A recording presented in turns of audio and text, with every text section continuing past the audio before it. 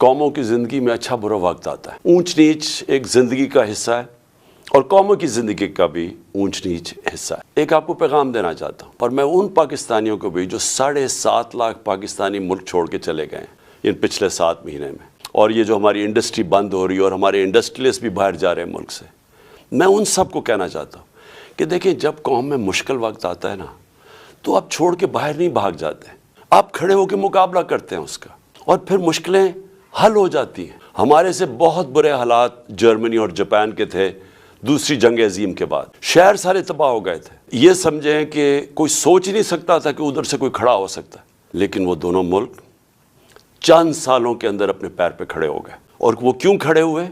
کیونکہ دونوں قومیں تھیں، انہوں نے بحیثیت قوم مقابلہ کیا۔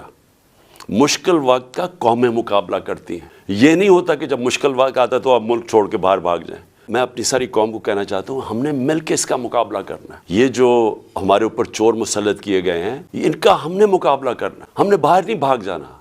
میرے اوپر ہر دوسرے دن کوئی نیا کیس آ جاتا ہے، کبھی ڈسکوالیفائی کریں گے، کبھی اس کو نکال لیں گے، کبھی جیل میں ڈالیں گے، میری لوگوں کے اوپر کیسز ہیں، تو کیا ہم ملک چھوڑ کے تو نہیں باہر بھاگے؟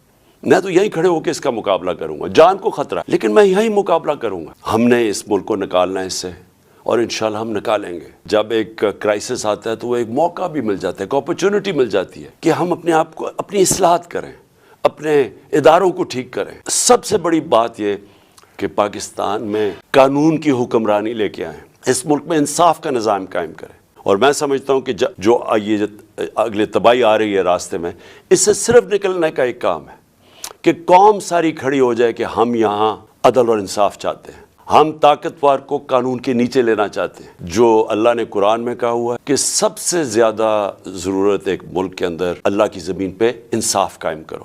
نبی صلی اللہ علیہ وسلم نے بھی کہا ہوا ہے کہ بڑی قومیں تباہ ہوئیں جدھر طاقتور کے لیے چور چوری کرتا تھا تو اس کو نہیں پکڑتے تھے، کمزور کو پکڑتے تھے، وہ تباہ ہو جاتی تھی۔ حضرت ابو بکر جب خلیفہ بنے، حضرت عمر جب خلیفہ بنے، دونوں نے پہلی تقریروں میں کہا کہ ہم انصاف قائم کریں گے، ہم طاقتور کو قانون کے نیچے لے کے آئیں گے۔ تو یہ ہم ساری قوم کو فیصلہ کر لینا چاہیے کہ اگر ہم نے اب اس میں سے نکلنا ہے، قانون کی حکمرانی ہوگی، جنگل کا قانون نہیں ہوگا جو آج پاکستان میں ہے۔